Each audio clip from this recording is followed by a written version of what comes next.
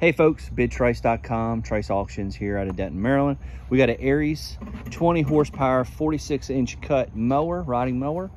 She's got brand new battery. She's got an aftermarket handle thingamajigger to put you in reverse.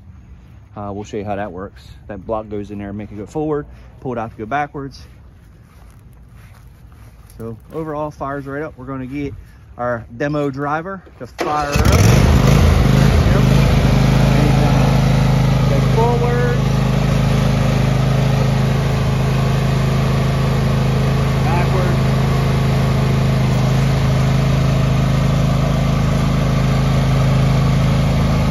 and then we're going to get him to turn the PTO on. Cut some grass. I don't know if you can see it.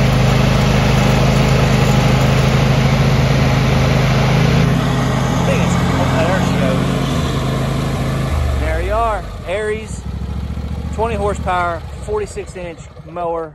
Starts, runs, and drives. Got a brand new battery put in it, and that's it. Only thing really, I don't want to say it's wrong with it. I think it's just to keep the handle out so it can go in reverse.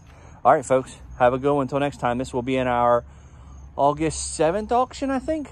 All right, have a good one.